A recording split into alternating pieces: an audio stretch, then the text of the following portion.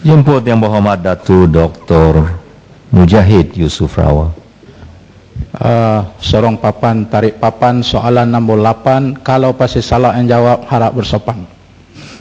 Ya, sila Yang Berhormat Menteri.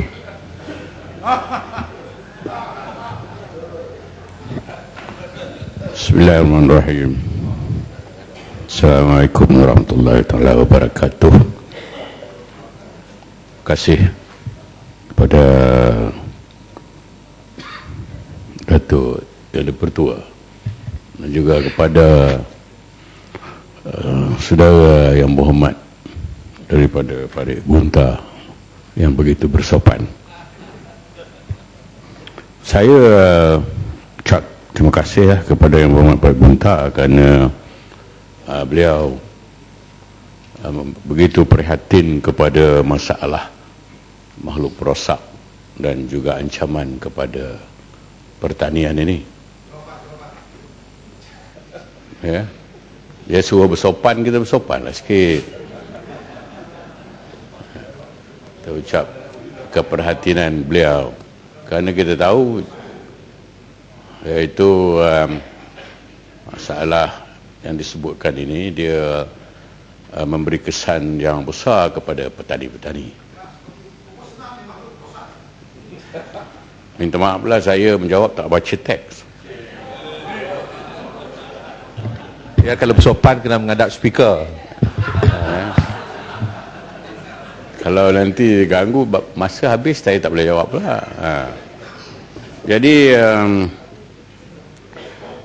untuk makluman Yang Berhormat bahawa Kementerian Pertanian dan Asas Tani, khususnya Jabatan Pertanian, amat prihatin dengan masalah makhluk perosak dan juga ancaman ini.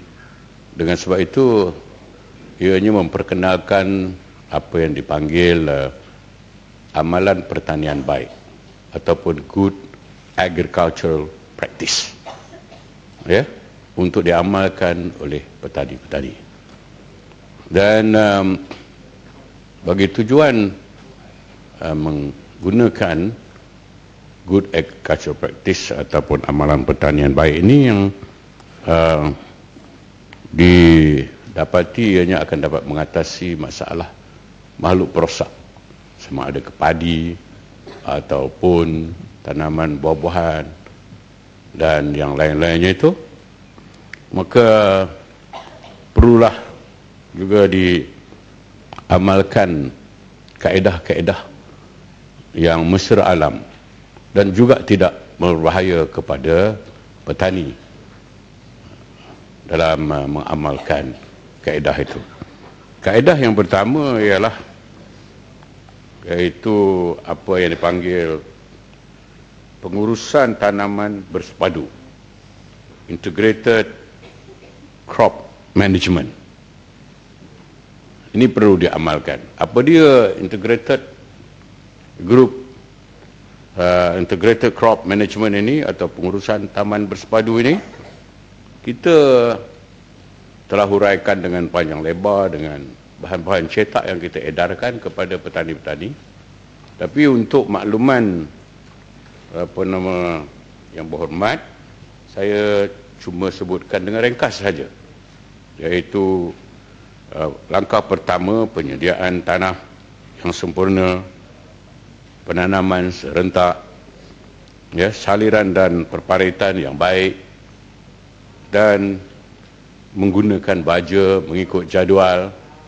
Ini kena diamalkan oleh petani-petani untuk mengatasi masalah musuh dan makhluk perosak. Dan selain daripada kaedah integrated crop management ini, ada satu lagi yang perlu diamalkan, iaitu integrated pest management, ataupun dalam bahasa Melayu disebutkan pengurusan serangga atau perosak secara bersepadu. Apa yang dimaksudkan di sini iaitu ianya dapat mengatasi masalah makhluk perosak ini dengan mengamalkan beberapa cara, secara fizikal, cultural, mechanical biologi dan kimia. Penggunaan kimia ini yang terakhir sekali. Tetapi yang digalakkan mengikut integrated pest management atau pengurusan makhluk perosak secara bersepadu ini, iaitu secara fizikal.